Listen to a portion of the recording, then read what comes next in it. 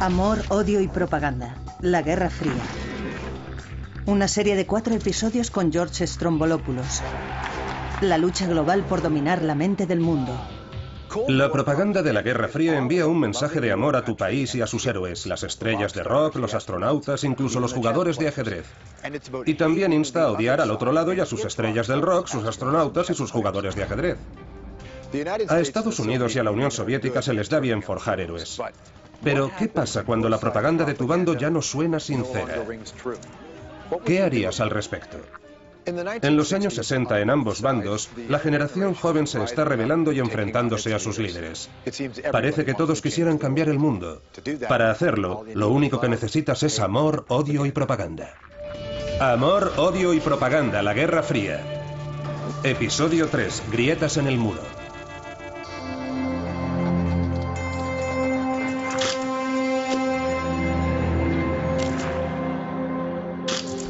A un lado se encuentra el este comunista, al otro el oeste capitalista.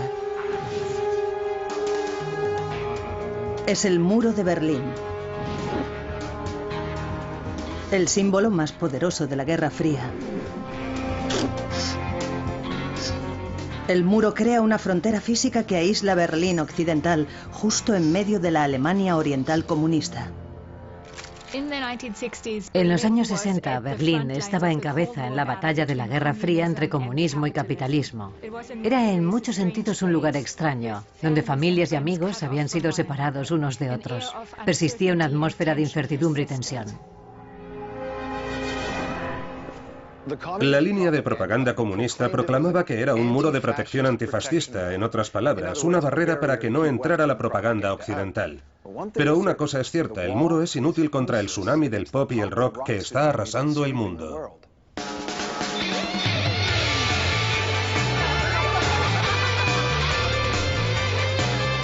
Los nacidos en la posguerra de ambos bandos van alcanzando la edad adulta y la mayoría de ellos quieren hacer el amor, no la Guerra Fría.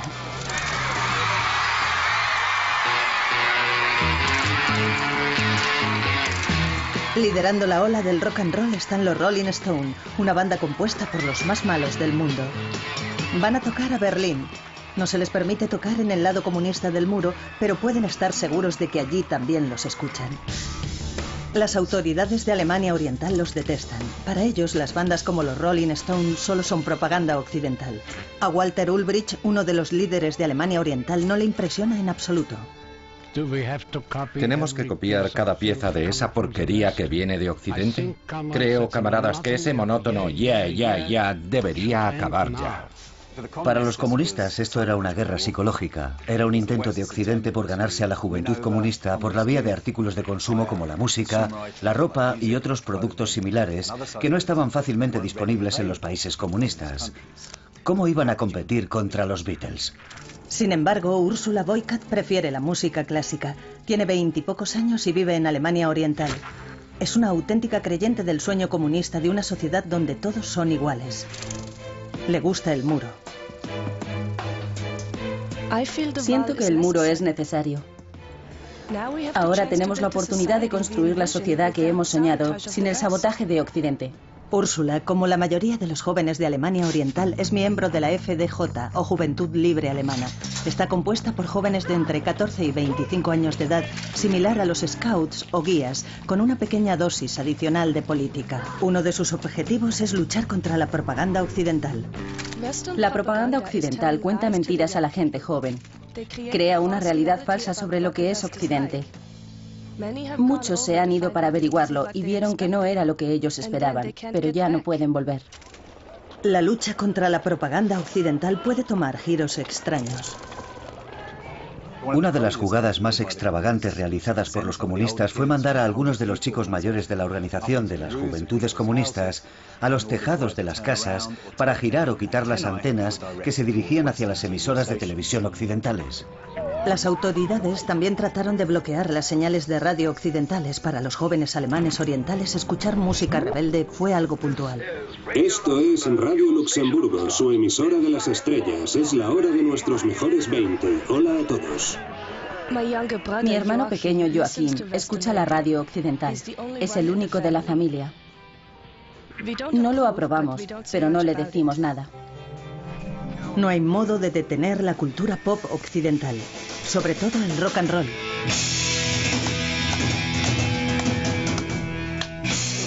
Así que hay muchas bandas pop y de rock en Alemania Oriental, pero hay una pega.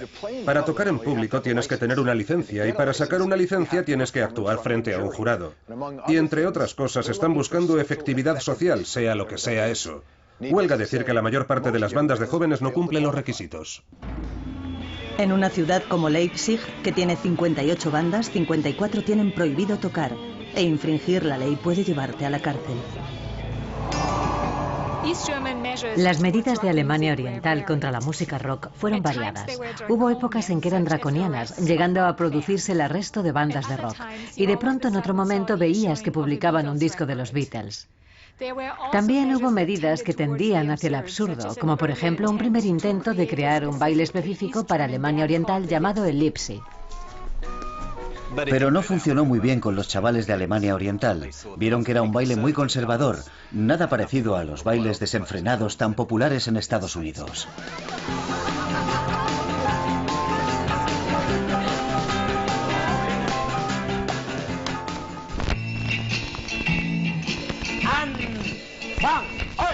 Los intentos de enseñar a los jóvenes bailes nuevos fracasaron, pero eso no les hizo cejar en su empeño.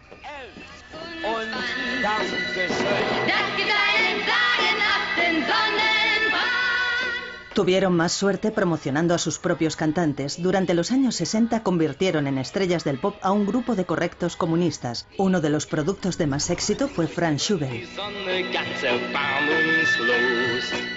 chico dorado del pop germano oriental. El primer disco de Schubel fue directamente un número 1. En el siguiente vídeo de la estrella, alguna lumbrera del departamento de propaganda creyó que es una buena idea que Schubel aparezca con uniforme. Todos los hombres en Alemania Oriental tienen que servir en el ejército durante 18 meses. Las autoridades me ordenaron llevar el uniforme militar. El público estaba indignado. La brecha entre lo que los oficiales consideraban recomendable y lo que los fans querían era obvia. Las objeciones de Schubel hicieron que le rebajaran de rango, pero no afectó a su carrera musical y no impidió que las autoridades probaran otras tácticas.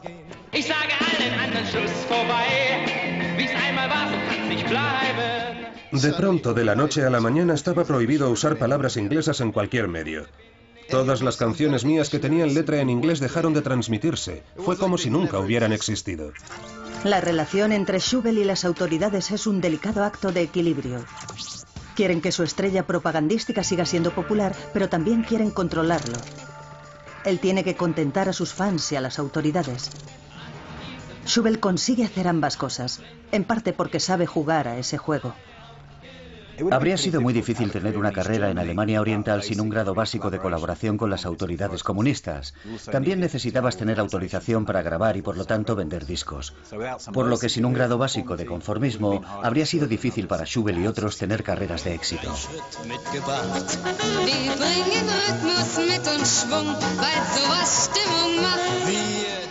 Impedir que la música occidental se instalara en la Alemania Oriental era imposible. Los transistores hicieron portátil la música. Los audiocasetes hicieron sencillo copiar música. El rock and roll había venido para quedarse.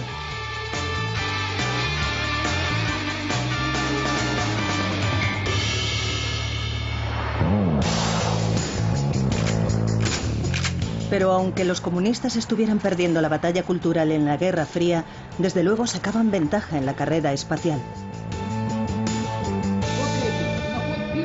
La Unión Soviética está a punto de lanzar al primer hombre al espacio. Prácticamente todos los seres humanos del planeta sabrán el nombre de este hombre, Yuri Gagarin.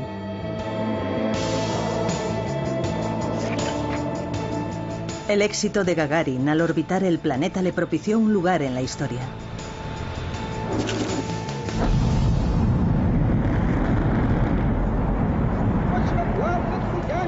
A su vuelta a la Tierra le dieron la bienvenida de un héroe. Es un momento de orgullo para todos los soviéticos. De hecho, miles de ellos escribieron a las autoridades ofreciéndose voluntarios para ser el siguiente cosmonauta. Hay cierto romanticismo respecto a la carrera espacial y la frontera final y todo eso. Así que ser los primeros en cualquier asunto espacial tenía un enorme y positivo impacto global. Y por supuesto, la hazaña de Yuri Gagarin debió de hacer muy feliz a Khrushchev. Para el primer ministro Nikita Khrushchev, la hazaña de Gagarin es un golpe propagandístico importante, porque en el escenario de la propaganda ser el primero lo es todo. Nadie recuerda al segundo cosmonauta, todo lo cual deja a Norteamérica en un lugar de indiscutible torpeza.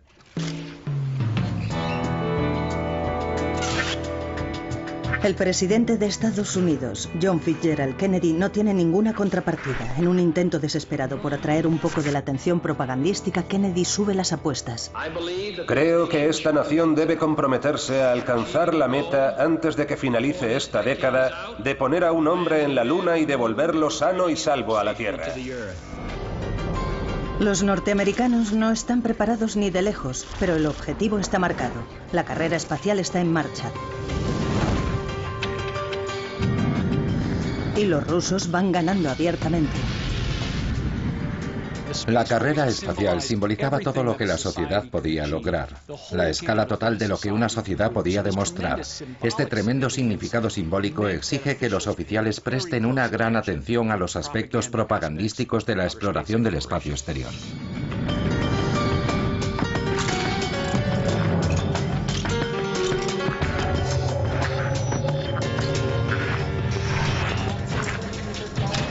Al otro lado del Atlántico, los estadounidenses por fin están poniéndose a la misma altura. Han puesto en órbita a John Glenn. Y para celebrarlo no escatiman en medios.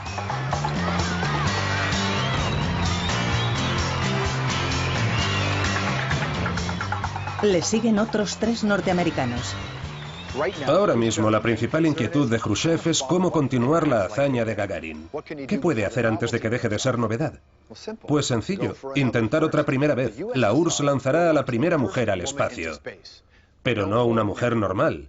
No, espera, aún mejor, una mujer totalmente normal. Una mujer que representa lo más maravilloso de la Unión Soviética.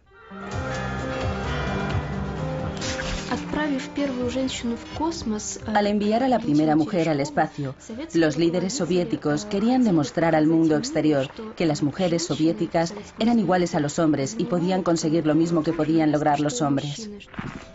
Los oficiales estudiaron todas las cartas de las aspirantes a cosmonautas. Tras someterlas a pruebas exhaustivas, Valentina Tereskova es la elegida para ser la primera mujer en ir al espacio.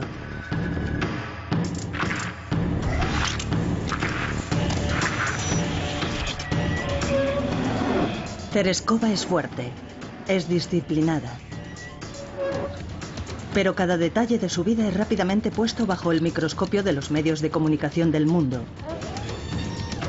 ¿Es pura ideológicamente?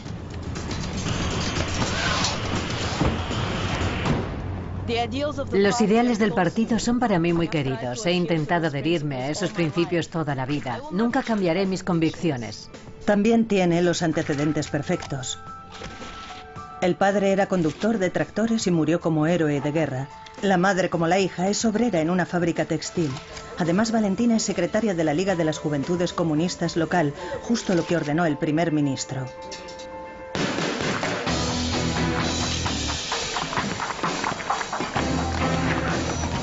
El 16 de junio de 1963, Valentina Tereskova aborda el Vostok 6 y es lanzada a la historia.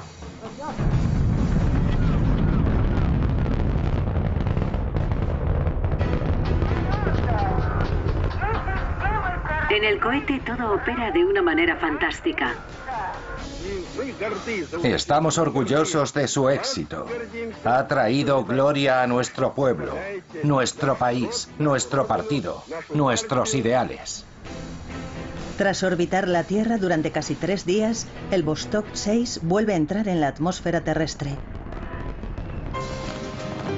Khrushchev está encantado. Lo ha hecho otra vez. La sociedad burguesa siempre enfatiza que la mujer es el sexo débil. Eso no es así.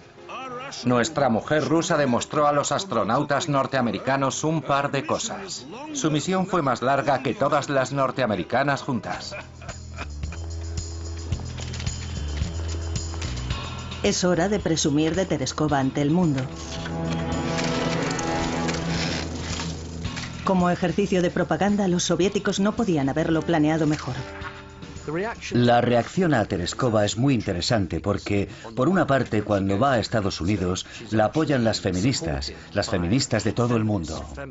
Pero, por otra parte, un grupo de científicos sin piedad de la NASA, sobre todo hombres, por supuesto, vieron esto como un simple truco publicitario. Hay otras primeras veces en el espacio exterior durante los años 60, pero ninguna puede mejorar la misión del Apolo 11. 1, 0. Todos los motores en marcha. Despegue. Tenemos el despegue. En el tiempo previsto. El despegue del Apolo 11. Estados Unidos por fin consigue su objetivo. Neil Armstrong informando del cabeceo y balanceo del programa que puso al Apolo 11 en una trayectoria correcta. En el mundo entero, 500 millones de personas están pegadas al aparato de televisión para verlo todo en directo. Hacia adelante. Vírelo a la derecha un poco. De acuerdo, motor detenido. Houston, aquí base Tranquility. El Águila ha aterrizado. Recibido, Tranquility. Le recibimos en la Tierra. Era el sueño de Kennedy, pero el nuevo presidente Richard Nixon lo explota al máximo denominándolo la mejor semana en la historia del mundo desde la creación.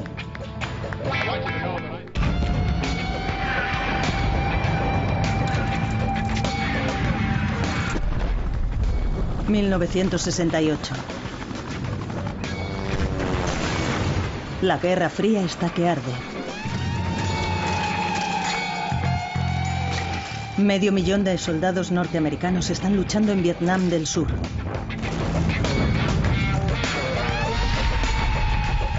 Su enemigo, los comunistas vietnamitas que quieren apoderarse del sur. Apoyando a los comunistas, la Unión Soviética. Ese es un gran problema para los líderes norteamericanos. Les preocupa que si Vietnam del Sur cae ante los comunistas, su vecino Laos caerá también, y luego Camboya, y así sucesivamente, como una fila de fichas de dominó.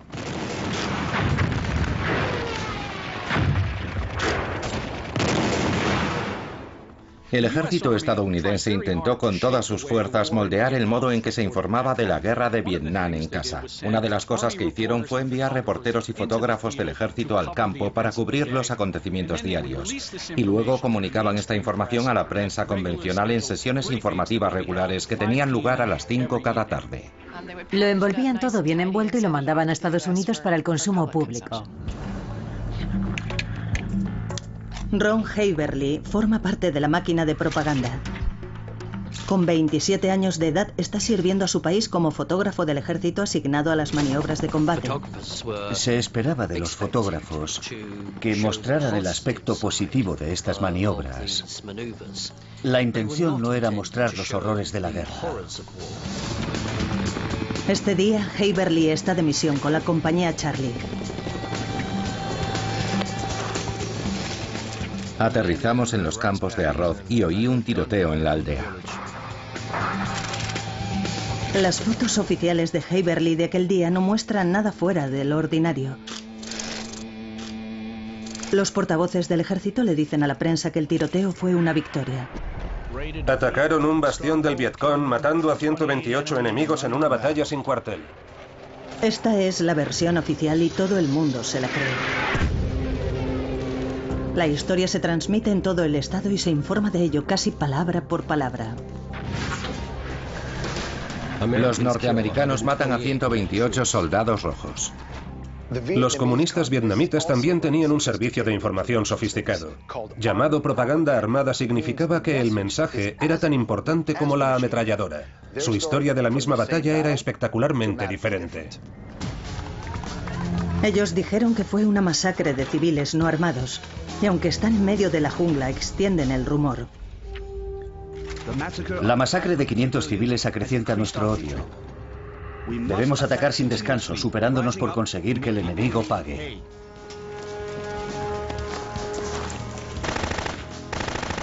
Una batalla, dos historias diferentes.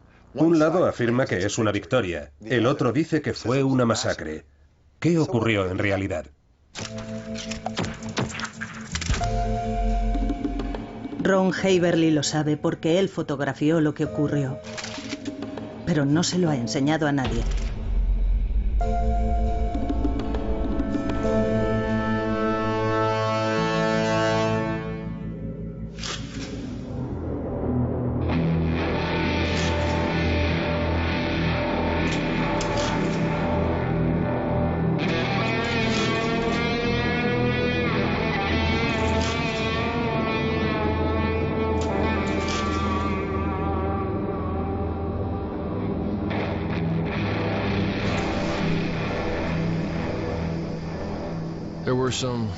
Había algunas personas de Vietnam del Sur, quizá unas 15,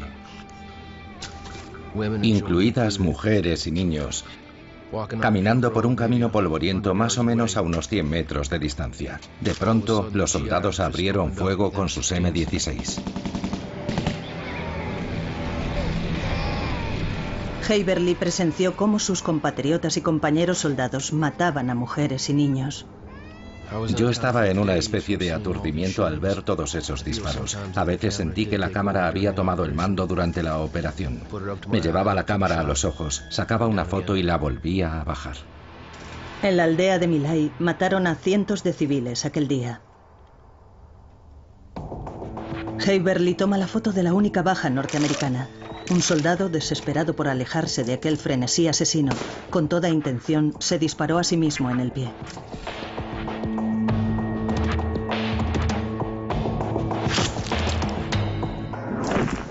Pero lo que ocurre en My Lai permanece en secreto.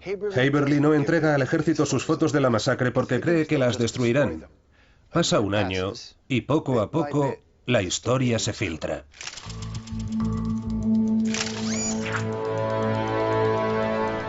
Ron Haverly, que ha vuelto a Estados Unidos, toma una decisión vital.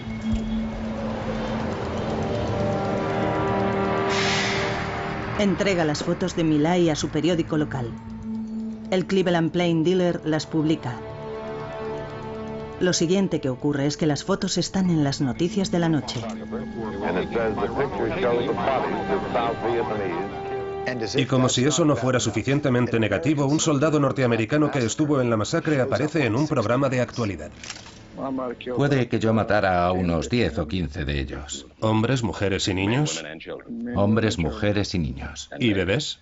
Y bebés. Haverly vende las fotos a la revista Life. Las ven millones de personas, incluidos activistas antiguerra. Deciden combinar aquella irrecusable frase de la entrevista. ¿Y bebés? Y bebés. Con la recriminatoria imagen. El resultado es una poderosa arma de propaganda de protesta.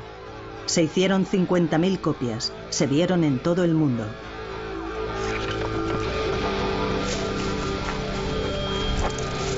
La masacre de My Lai también dio a los soviéticos una oportunidad de oro para su propaganda.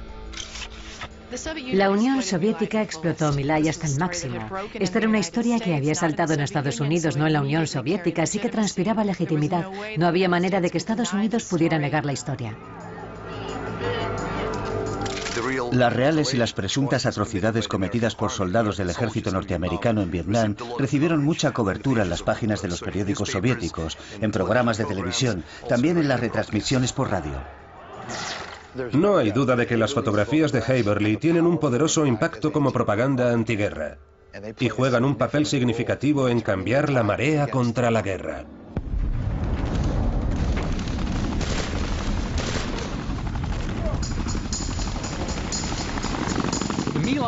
La masacre de My Lai tuvo un impacto tremendo en el movimiento antiguerra en Estados Unidos. Confirmaba la creencia de que los norteamericanos estaban haciendo algo terrible en Vietnam. Como un activista antiguerra lo expresó, no es que estuviéramos en el lado equivocado en Vietnam, éramos el lado equivocado.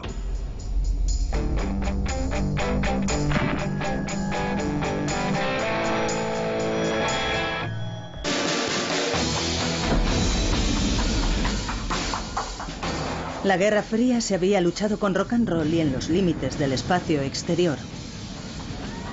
Bien, ¿Qué era lo siguiente?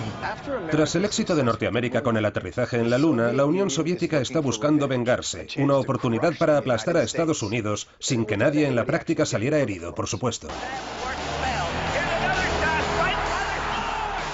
El deporte se convierte en una herramienta importante de propaganda para ambos bandos en la Guerra Fría y los dos, los soviéticos y los estadounidenses, invierten grandes recursos para promover el deporte en el más amplio sentido posible. Uno de los enfrentamientos más espectaculares de la Guerra Fría ocurre sobre el tablero de un juego. 64 cuadrados, 2 reyes. Solo uno sobrevivirá. Tenías que tener una gran mente, una gran memoria para ser bueno al ajedrez. Por eso, para la propaganda soviética, ser bueno al ajedrez, ser el campeón del mundo, significaba que el régimen soviético era superior. No solo desde el punto de vista físico, sino también desde el punto de vista intelectual, era superior a Occidente. Los soviéticos dominan el ajedrez internacional. El héroe actual defendiendo el campeonato del mundo es Boris Spassky. Se espera que gane y sabe que la apuesta es enorme. No quería ser el hombre que permitiera que el campeonato le diera la victoria a otra nación. Sería un asunto grave en muchos sentidos. Bobby Fischer es el mejor norteamericano, pero es reacio a enfrentarse a Spassky. Así que las más altas instancias del gobierno de Estados Unidos hacen saber a Fischer que su país le necesita. Fischer recibe una llamada del consejero de Seguridad Nacional, Henry Kissinger. Este es el peor jugador del mundo llamando al mejor jugador del mundo. Norteamérica quiere que vaya allí y derrote a los rusos. Fischer obedece a la llamada a las armas de su nación y ahora está entusiasmado. Esto que hay entre Spassky y yo es un microcosmos de la situación política en todo el mundo. Siempre sugieren que los líderes mundiales deberían pelear mano a mano. Y eso es precisamente lo que estamos haciendo, no con bombas, sino luchando sobre un tablero. Los ojos del mundo están puestos en Reykjavik. Por ahora, la Guerra Fría ha quedado reducida a un duelo entre dos hombres que representan a las dos superpotencias. Así es como el Sunday Times de Londres, parafraseando la propaganda de la Guerra Fría, describe la confrontación. Los dos están maravillosamente elegidos para representar sus papeles. Fischer es el contendiente individualista, aventurero y en ocasiones temerario en su estilo de vida y como jugador de ajedrez. Spassky es el tipo perfecto de burócrata soviético, precavido, reservado y evasivo. Y estamos en un momento de la historia de la Guerra Fría donde todo el mundo está observando a esos dos países. El campeonato se juega al mejor de 24 partidas. Spassky gana la primera partida. Fischer afirma que le ha distraído el ruido de las cámaras, por lo que renuncia a la segunda partida, no compareciendo. Están 2-0 y considera la posibilidad de volverse a Estados Unidos. Persuaden a Fischer para que se quede. Gana la partida número 3. Esta es la primera vez que ha vencido a Spassky. Fischer ha encontrado su ritmo, pero aún queda mucho camino por recorrer. El mundo está cautivado mientras los dos hombres combaten. La partida 21 es un punto decisivo y Fischer lleva la delantera. Al final de la sesión se suspende el juego, dejando a millones de personas en vilo. Al día siguiente, al saberse derrotado, Spassky se rinde. Es una derrota aplastante y humillante. Bobby Fischer es el nuevo campeón del mundo. Ahora probablemente lamentan incluso haber empezado a jugar al ajedrez. Lo tuvieron todo durante los últimos 20 años. Hablaban de su fuerza militar y de su fuerza intelectual. Me ha dado un gran placer como persona libre haber acabado con esto.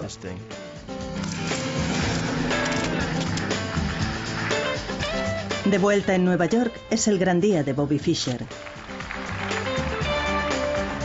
El juego de pronto se pone de moda. Las ventas de juegos de ajedrez se disparan.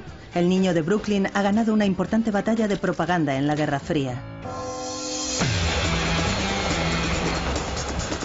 1968. En la Checoslovaquia comunista se está dando inicio a una experiencia radical. Todo empezó en primavera, de ahí su nombre, la Primavera de Praga. Los checoslovacos están dando el valiente paso de rechazar la autoridad soviética y la propaganda que va con ella. El gobierno comunista del país introduce incluso cierta libertad de expresión y libertad de prensa. Es una época embriagadora. La gente se atreve a hacer preguntas audaces. ¿Cómo reformamos el comunismo? No se trata necesariamente de eliminarlo, sino más bien de cómo podemos mejorarlo. Lo que en realidad quieren es un poco menos de propaganda y un poco más de libertad. Olga Zentova está inmersa en todas las reformas de la Primavera de Praga, trabaja para la radio estatal y experimenta de primera mano la menor presión del gobierno. Esta es la retransmisión norteamericana de Radio Praga, Checoslovaquia, y su revista En las Ondas.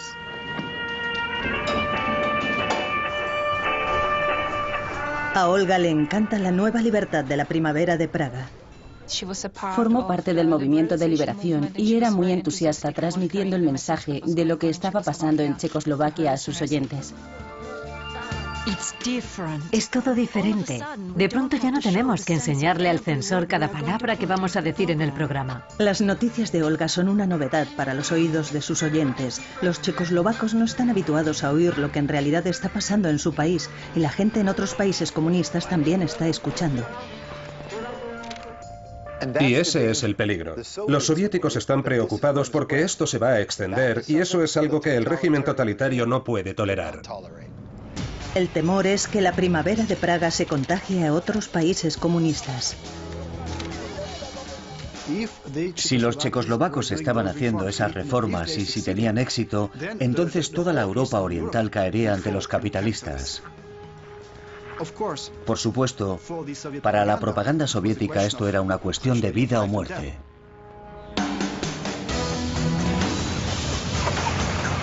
Moscú está decidido a aplastar el movimiento de reforma. En Praga, en mitad de la noche, Olga se despierta por el timbre del teléfono.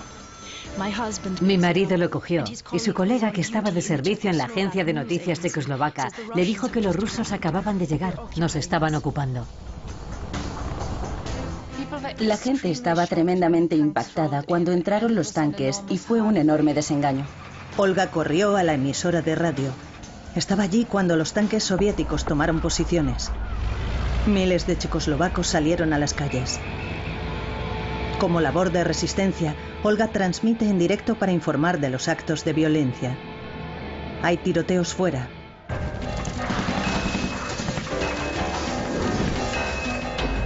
La emisora de radio informa de que han muerto 25 personas.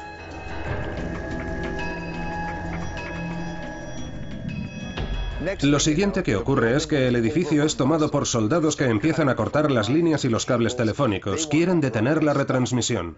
Saben que si impiden la comunicación, impiden la revolución. Olga y sus colegas corren a un escondite secreto y reanudan la retransmisión.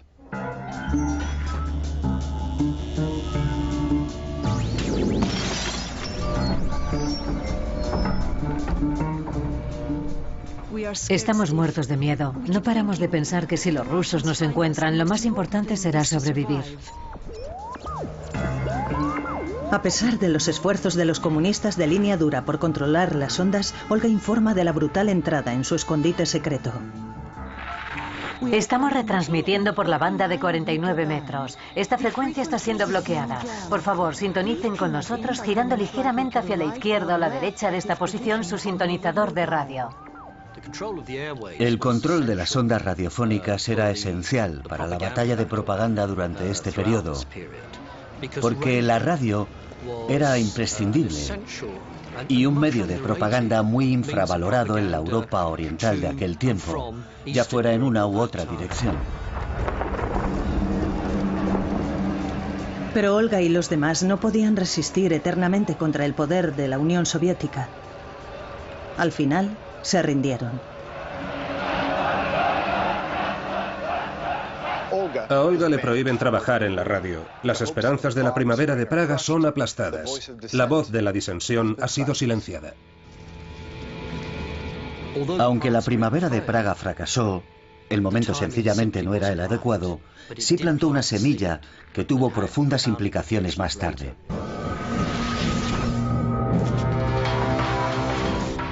Natalia Gorbanevskaya está indignada por la represión de la Unión Soviética en Praga. La joven madre se dirige hacia una manifestación en la Plaza Roja de Moscú. Llega empujando la sillita de su hijo y se une a los demás manifestantes. 7 en total. Ahora ya son 8. El despliegue de sus pancartas y banderas es la señal. En ese momento llega la policía secreta de la Unión Soviética, la KGB. Se lanzaron a por nosotros y nos rompieron las pancartas sin mirar siquiera lo que había escrito en ellas. Nunca olvidaré el sonido de la tela rasgándose. 6 de ellos son acusados. Por suerte, Natalia no es uno de ellos. Esta vez no. Yuri Andropov, jefe de la KGB, informa al Comité Central. La actividad de este grupo y su propaganda tiene lugar sobre todo dentro de un círculo de escritores y poetas, pero empieza a incluir a personas que trabajan en matemáticas y física. Andropov tenía razón. Estos disidentes forman parte de algo mucho mayor, una difusión de información que el Estado no puede controlar. Imaginen que todas sus noticias vinieran de una sola fuente y que esa fuente fuera el gobierno y que supieran que están censuradas. No hay oposición, no se tolera otro punto de vista, sin internet, sin móviles, sin mensajes de texto y desde luego nada de reuniones en público para hacer una pequeña protesta pacífica, nada. Este era el caso en Rusia en los años 60. Tenía que haber alguna manera, por supuesto la había. Se llama samizdat y significa autopublicación. La gente hacía varias copias de un texto en una máquina de escribir en casa y entregaba copias a amigos de confianza. Estas personas pasaban esas copias a sus amigos y a veces hacían más copias en casa, en sus máquinas de escribir. Samizdat a menudo es comparado con la cultura de Internet en la actualidad. Natalia Gorbanevskaya y sus amigos deciden publicar su propio samizdat. Lo llaman la crónica de acontecimientos actuales y desafía a la autoridad soviética. Sobre todo en lo concerniente a los derechos humanos, llega con una seria advertencia a los lectores. Agradeceríamos que no hablaran de la crónica y no mencionaran su existencia. Natalia tiene buenas razones para ser precavida. Sabe que la KGB la está vigilando, por lo que toma medidas elaboradas para evitar que la detecten. Paga a un artesano para que altere el tipo de letra de su máquina de escribir, porque la KGB tiene registros de su anterior trabajo en su expediente. El tipo de letra de una máquina de escribir es único, como las huellas dactilares, y puede rastrearse. Debe mantener su trabajo en secreto, incluso ante su familia, no solo para protegerlo, sino también para proteger a todos los que están asociados a crónicas. El castigo podía ser de 2 tipos. O te enviaban a una prisión o un campo de prisioneros, o el método más siniestro, te enviaban a una institución mental para que te aplicaran un supuesto tratamiento psiquiátrico. En cuanto a las autoridades concierne, solamente ser lector del samizdat ya merecía castigo. Solo por leer o poseer un texto samizdat podías estar sometido a los mismos registros en tu casa, a interrogatorios, incluso al arresto y encarcelamiento.